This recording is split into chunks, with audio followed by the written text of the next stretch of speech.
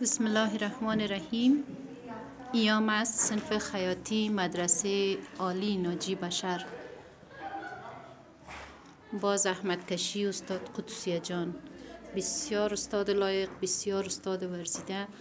ما میخوایم که از هیم کده ای صنف ما پیشرفت کنه و انشالله که پیشرفتم کده در طول 4 ماه الا 15-20 نفر اینا تربیه کردن و فعلا کلش نمونای دست شاگردای ماست که تمام شاگردای ما خودشان فعلا عملی کار میکنن و اینا نمونای دستشان است که اینا آماده کردن و در صنف اینا نمونه دست خودم بند کردن و ما از همشریای خود میخوایم که با این صنف خیاطی ما همکار باشن. البته ما در هر ماه شاگرد میپذیریم، کسی بخواه بیایه ثبت نام کنه با بسیار یک فیز ناچیز اینا اینجا کارآموزی میکنن.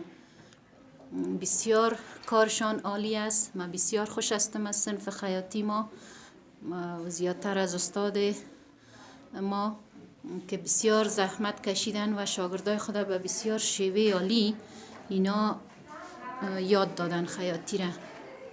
ما برشان از بارگاه خداوند موفقیت های بیشتر آرزو میکنم و از همشریای خود تقاضا دارم که این ویدیو را ببینن و انشالله که خوششان میاین و مراجعه کنن به مدرسه ناجی بشر تا در صنف خیاطی اینا جای به جای شون و خیاطی یاد بگیرن و انشالله به سطح بالا برون.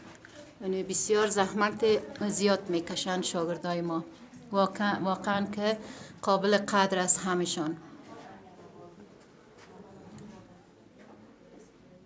با بسیار یک وسایل ناچیز اینا میتونن که کار خود پیش ببرن و اگر ما یک حمایه داشته باشیم، ما یک حمایتگر داشته باشیم که با این صنف ما همکاری کنن، اینا را حمایه کنن، اینا میتونن که از این کده بهتر و بهتر کارهای خود به پیش ببرن. تشکر.